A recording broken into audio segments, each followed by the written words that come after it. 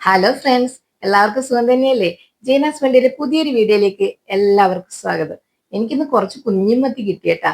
മത്തി കിട്ടിയ സമയത്ത് ഞാൻ വിചാരിച്ചു കുറച്ചെടുത്തിട്ട് മൊളീഷൻ വെച്ചാലോ. അപ്പോ എങ്ങനെയാ മത്തി മൊളീഷൻ ഉണ്ടാക്കുന്നത് നിങ്ങൾക്ക് കാണണ്ടേ? അപ്പൊ വീഡിയോയിലേക്ക് പോകാം.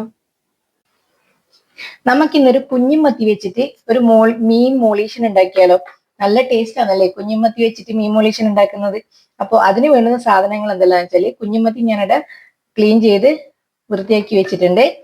തക്കാളി വേണം, കുഞ്ഞുള്ളി വേണം, കുറച്ച് ഇഞ്ചി, പച്ചമുളക്, വെളുത്തുള്ളി, കറിവേപ്പില. പിന്നെ പൊടികളായിട്ട് മുളക് പൊടി വേണം, മഞ്ഞൾപ്പൊടി വേണം, ഉപ്പ് വേണം, ആവശ്യത്തിന് വെള്ളം. ഞാനിവിടെ ചട്ടിയിലാണ് കേട്ടാ കറി വെക്കുന്നത്. അപ്പൊ ആദ്യം തന്നെ നമ്മൾ ക്ലീൻ ചെയ്ത് വെച്ച കുഞ്ഞുമത്തി ചട്ടിയിലേക്ക് ഇട്ട് കൊടുക്കുക. അതിനുശേഷം നമ്മൾ ഇതിലേക്ക് പൊടികളെല്ലാം ചേർത്ത് കൊടുക്കാം.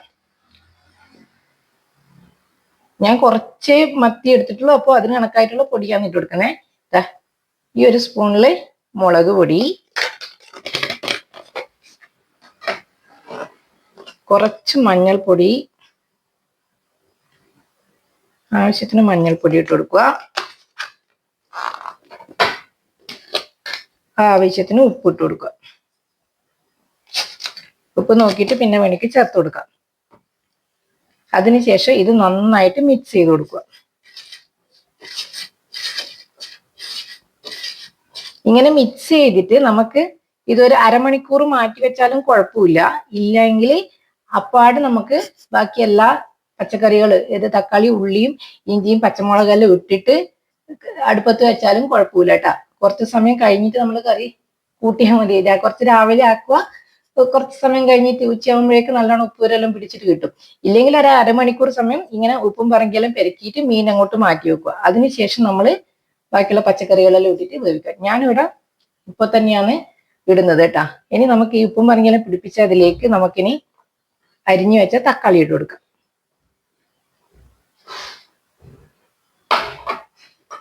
അതിനുശേഷം കുഞ്ഞുള്ളി, ഞാനിവിടെ കുഞ്ഞുള്ളിയാണ് എടുത്തിട്ടുള്ളത്, കുഞ്ഞുള്ളി ഇട്ട് കൊടുക്കാം.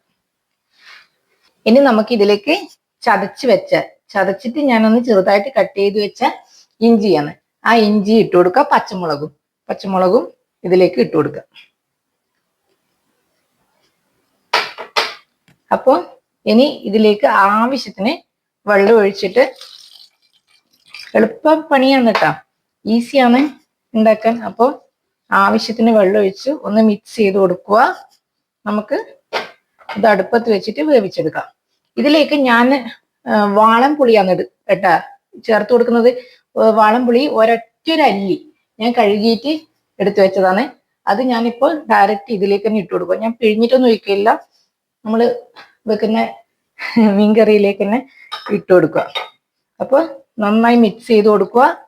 നമുക്കിതിനെ അടുപ്പത്ത് വെച്ചിട്ട് വേവിക്കാം. മീൻ വെന്ത് കഴിഞ്ഞാൽ ലാസ്റ്റ് നമ്മൾ വെളുത്തുള്ളി ഒന്ന് ചതച്ചിട്ടും കുറച്ച് കറിവേപ്പില ഇട്ട് കൊടുത്ത് കുറച്ച് പച്ചവെളിച്ചെണ്ണ നനച്ചാൽ നമ്മളെ കുഞ്ഞുമത്തി മൊളീഷൻ റെഡിയാണ്. അപ്പോൾ നമുക്കിത് അടുപ്പത്ത് വെച്ച് വേവിച്ചെടുക്കാം. ഞാനിവിടെ ഗ്യാസ് ഓൺ ചെയ്ത് കൊടുത്തിട്ടുണ്ട്. നമ്മൾ കുഞ്ഞുമത്തിന്റെ മിക്സ് ചട്ടിയിലാക്കിയിട്ട് അടുപ്പത്ത് വെച്ച് കൊടുത്തിട്ടുണ്ട്. ഇനി ഇത് നന്നായിട്ട് തിളച്ച് വെന്ത് വരണം. നമുക്കിതിനെ അടച്ച് വെച്ചിട്ട് വേവിച്ചെടുക്കാം. അതുവരെ നമുക്ക് വെയിറ്റ് ചെയ്യാം. ഇത് നമ്മളെ കുഞ്ഞുമത്തി വേവിക്കാൻ വെച്ചിട്ട് ഇത് നന്നായിട്ട് തിളച്ച് വെള്ളമെല്ലാം വറ്റി കറക്റ്റായിട്ട് വന്നിട്ടുണ്ട് കേട്ടാ. കണ്ടാ?